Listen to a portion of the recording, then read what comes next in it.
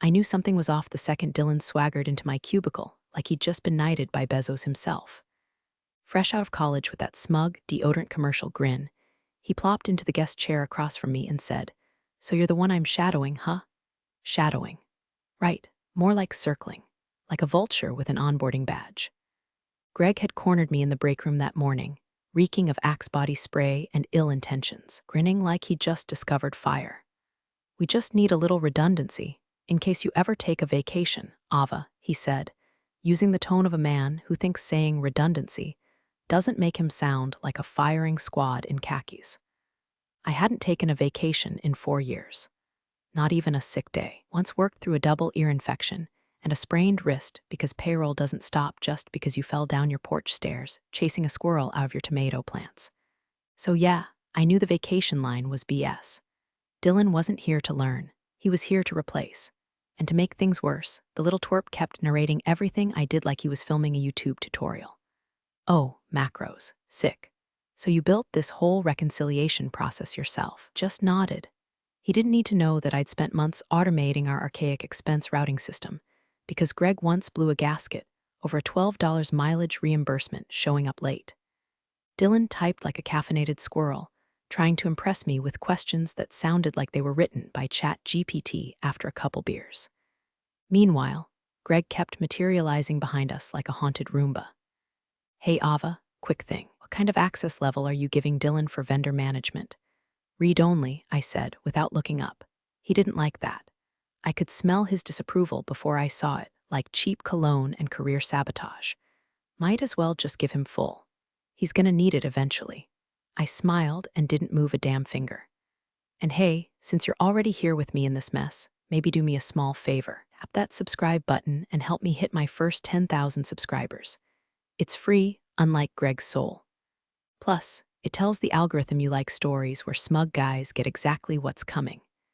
Anyway, I kept playing my part, dutiful, helpful Ava, walking Dylan through the guts of the company's accounting skeleton like nothing was wrong.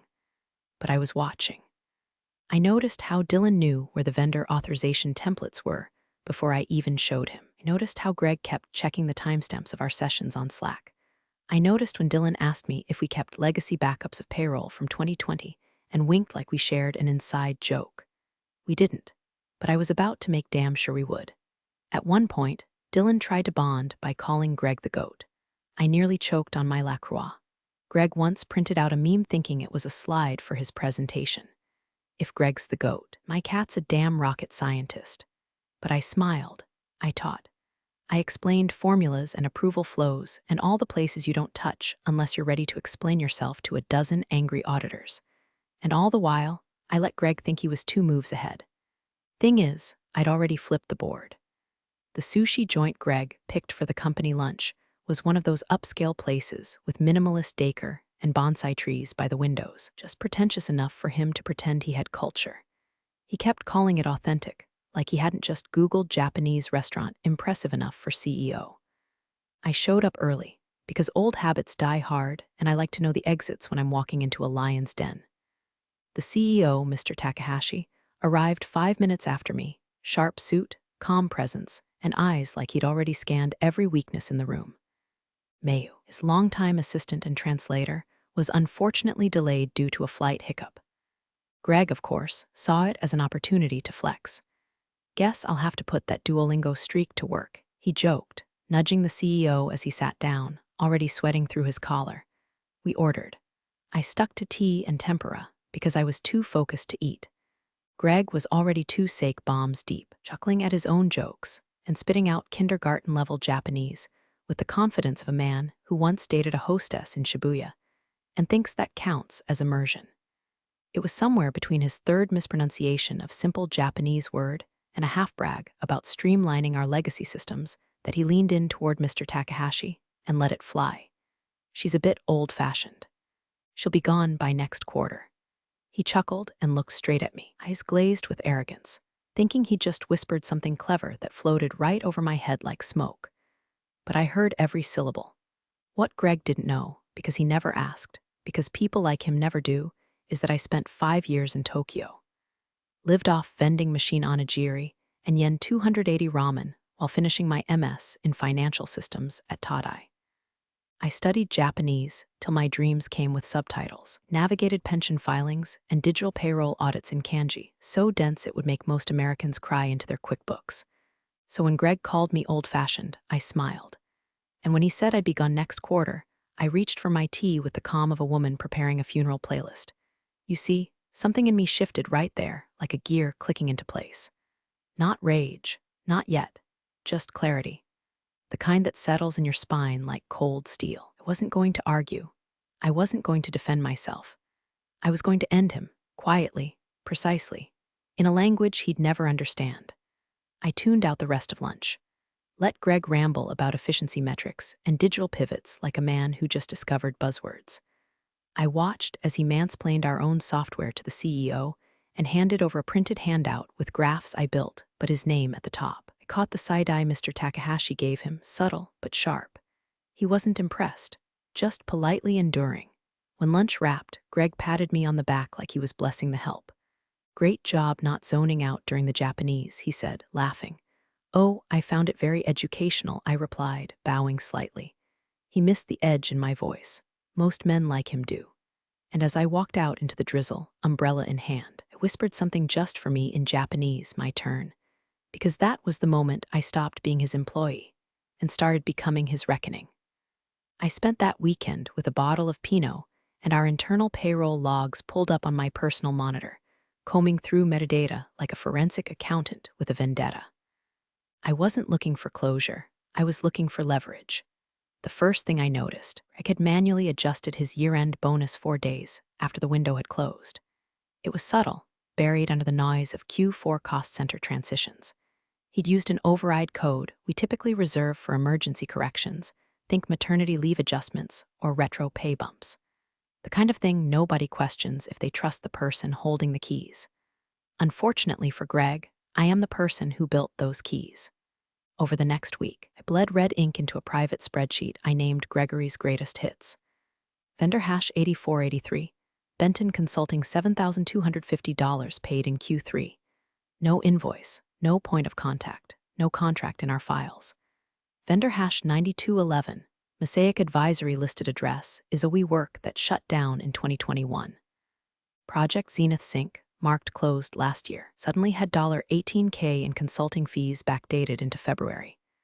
Greg wasn't just skimming, he was siphoning, and doing it with the finesse of a man who thinks VPN stands for Very Private Network. But I didn't go nuclear, not yet. I kept training Dylan like nothing had changed, showed him the ropes, smiled through his questions. "Oh wow, Ava, you coded this reconciliation template?" He'd say. Hum, I'd hum. Sipping coffee, I'd started brewing with decaf just to stay calm. He once asked if we could simplify the controls around approvals. I blinked twice. "Sure," I said, already modifying his access so any changes he made would auto-forward to an admin inbox I controlled. Little by little, I gave him rope. Let him feel empowered. Gave him a taste of admin-level permissions, carefully sandboxed, monitored, timestamped. I wanted Greg to think Dylan was ready, that his little understudy was learning fast, that he'd soon be able to replace me. I even started misnaming columns in my walkthroughs just to see who was listening. Dylan wasn't, but Greg, he took notes, literally. I caught him skimming my Slack messages after hours once, too stupid to realize our internal system flags when someone reads a message not addressed to them. I screenshotted that too, and the whole time I moved like fog. Quiet. Slow. Left no ripples. Every receipt, every bonus bump, every falsified timestamp, I logged it, translated it, labeled it with context. Greg's salary hikes. Dylan's unusually fast approval tiering. Notes on emails I knew Greg had blind copied to Tokyo claiming credit for process improvements I had spent 3 fiscal quarters optimizing. See, there's a special kind of clarity that hits when you realize your job isn't worth saving, but your pride is. Pride, when weaponized properly, becomes the most elegant form of vengeance. Greg once joked that the thing he liked about me was that I didn't make waves.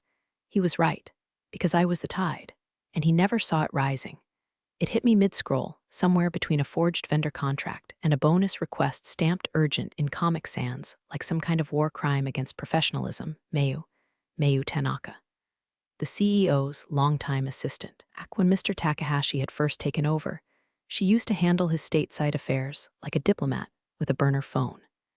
She translated board meetings in real time, caught typos in financial reports before the ink dried, and could shut down an entire room of execs with a single raised eyebrow. A legend in heels. She'd left the public-facing side of the company when Takahashi scaled back travel during COVID. Rumor had it she was still deeply embedded in the Tokyo office, quiet, surgical, and fiercely loyal to the boss, which made her the exact kind of person I needed. I dug through an old Outlook archive until I found her last known address. Sent a ping. Simple, harmless in Japanese. It's been a while. This is Ava. I have something I'd like to ask you briefly. She replied 3 hours later. Same crisp politeness I remembered. No emojis. No sent from my iPhone nonsense. Just a short line, of course. I'm listening. We met over encrypted video 2 nights later. I sat in my apartment wearing a hoodie and slippers. She sat in what looked like a glass conference room in Tokyo with the skyline bleeding neon behind her. I didn't dump everything. Not at first. That's not how you speak to someone like Mayu. You let the facts breathe. I've noticed a pattern in vendor expenses, I said. They don't align with project timelines. And someone's adjusting bonuses outside compliance windows. She didn't blink, just nodded once. Are these adjustments recurring? Yes, and the person responsible, Gregory R., VP of Ops. Mayu exhaled softly. Not shocked, not yet moved, but listening. I shared a single document, just one. A redacted vendor payout spreadsheet with dates, amounts, and metadata. No accusations, just breadcrumbs. She tilted her head slightly. Do you have more? I do. And from that moment on, I had a tether. Over the next 10 days, I fed her data like clockwork, edited spreadsheets, comparison logs, a zip folder of overwritten timestamps Greg thought he deleted. Spoiler. He didn't. I translated every file header into proper Japanese. I included footnotes for corporate context, cross-referencing our internal approval codes with their Tokyo equivalents. Didn't editorialize, I didn't beg. I simply presented truth like a scalpel. Cold, sharp, irrefutable. Mayu never praised me, never slipped into camaraderie, but I could see it, little signs. The way her responses got shorter, more precise. The way she asked for raw copies or original metadata exports. That's how you know someone's building a case.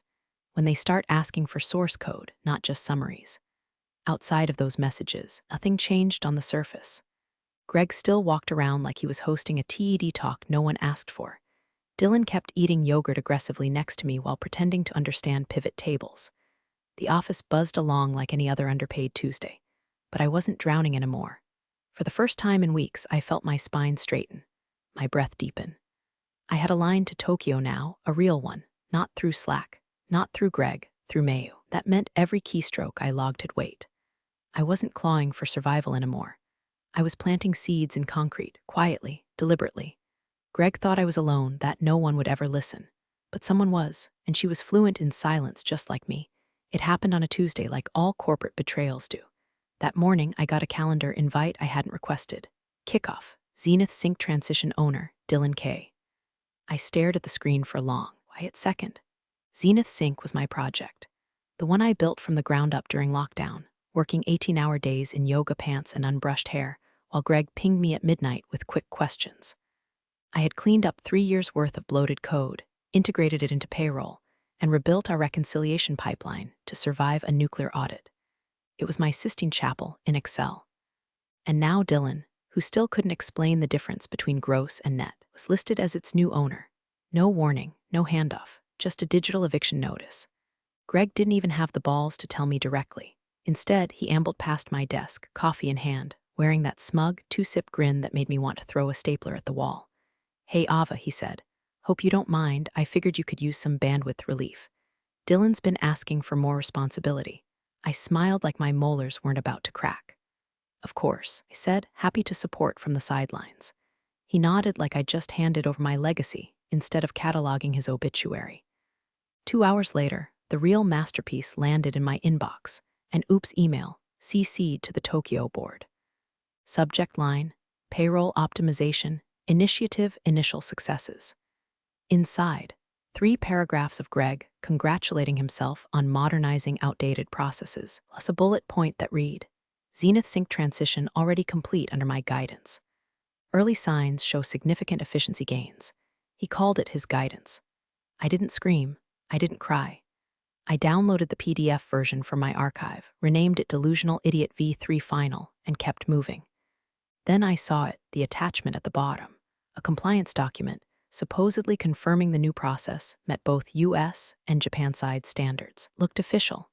Language was tight, dates aligned, but something twitched in my gut, like when a magician says, pick a card and you realize the whole deck is rigged. I checked the metadata. The signature block for the compliance officer, copied from an older form I filed 6 months ago. The approval code, reused. The timestamp, backdated using a patch script I personally buried in the sandbox for version testing. Greg didn't forge a form. He forged mine. Thought I wouldn't notice, wouldn't care. That I'd already rolled over like a good little legacy hire and started knitting throw pillows for my exit interview.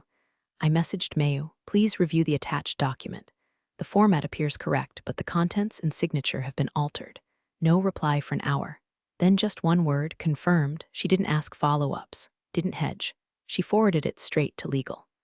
I wasn't copied, of course, but I knew the signs. Delay, the silence. That's how the machine moves when it's shifting its weight towards someone's throat. Greg strutted around the office that day like he'd just discovered fire. Dylan walked past my desk, awkwardly gloating. Hey Ava, if you have any Zenith files, I could really use them. You know, for continuity. Sure, I said, sweet as poison. Let me find the sanitized versions. I opened a new folder on my desktop, named it Scorched Earth, began organizing every file, screenshot, and audit log into a final, polished package. Greg had made his last mistake, and I was no longer collecting evidence. I was preparing the execution. The invite hit inboxes late Friday afternoon, right when people are mentally peeling themselves out of office chairs and dreaming about tequila. Subject line, Q4 efficiency strategy attendance mandatory. Inside, vague language, cost optimization, organizational alignment, Greg's greatest hits. And right there, 3 names quietly listed under transition consideration candidates, mine dead last, like he was trying to cushion the blow with alphabetical insult. I didn't react. I didn't forward it to anyone. I just screenshotted it, saved it to my in case I'm gaslit folder, and closed my laptop with the calm of someone who already knew the last act had been choreographed.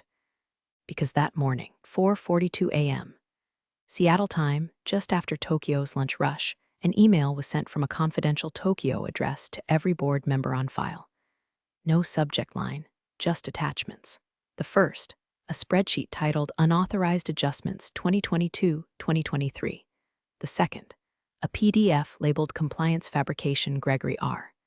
The third, a ZIP folder named Full Audit Trail Internal Use Only. Each file meticulously translated. Headers color-coded. Timelines mapped. Approval metadata untouched. Nothing flashy, just unrelenting accuracy. The kind of evidence that doesn't yell, it whispers, look closer. By the time I walked into the efficiency meeting Monday morning, the boardroom was packed, uncharacteristically quiet.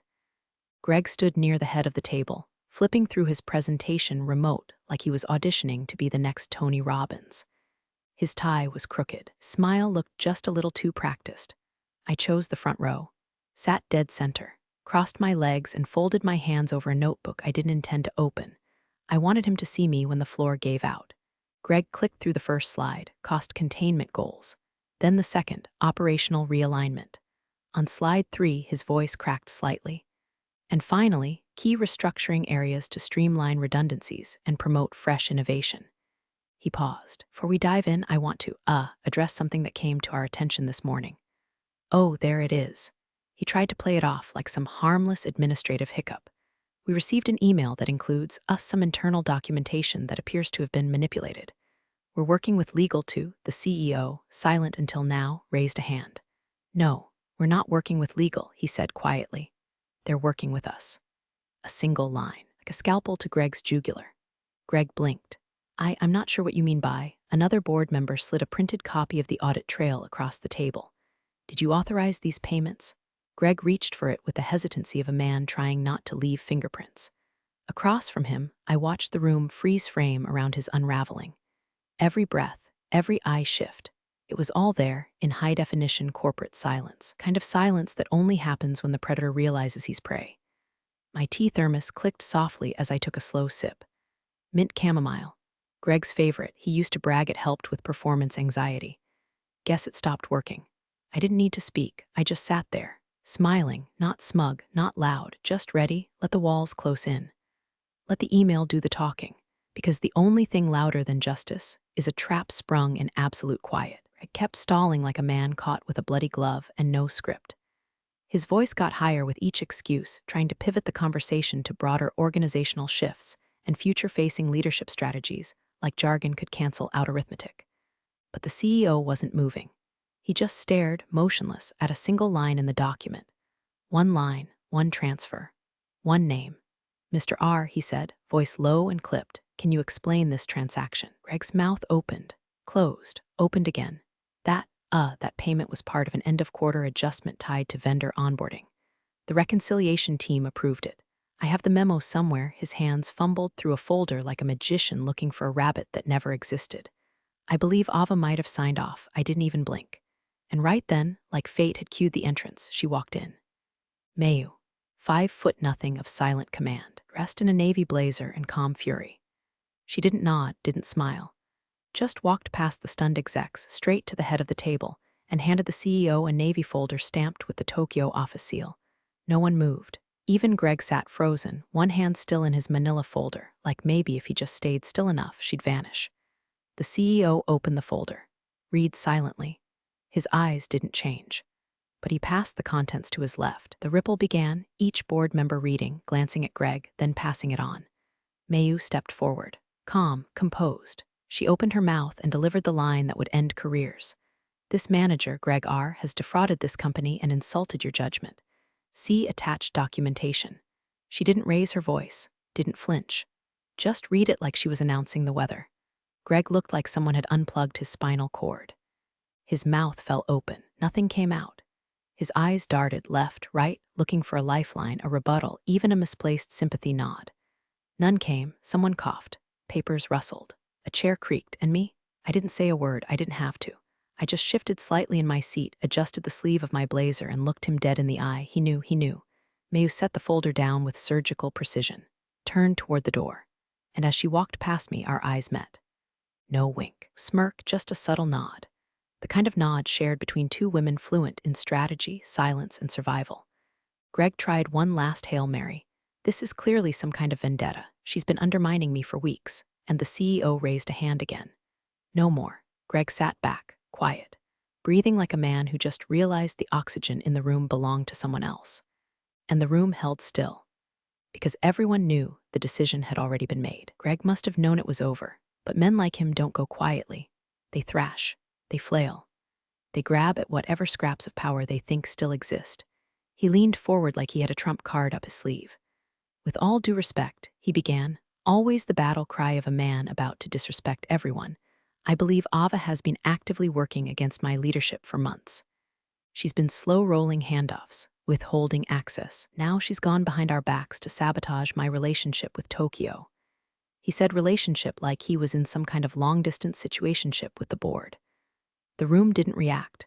No gasps, no shifting chairs, just the thick, still air of people watching a dying battery try to spark. I stood, no rush, no theatrics, just enough time for every head in the room to turn toward me.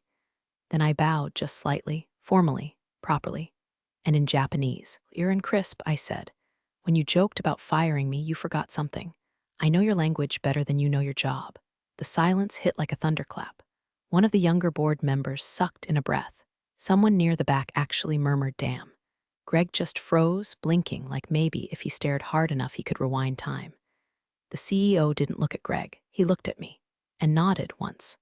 Security didn't drag Greg out. Would have made it too easy for him to spin as victimhood. No, it was worse. Two internal operations guys quietly stepped forward, motioned toward the door. Greg's mouth opened again, but no words came.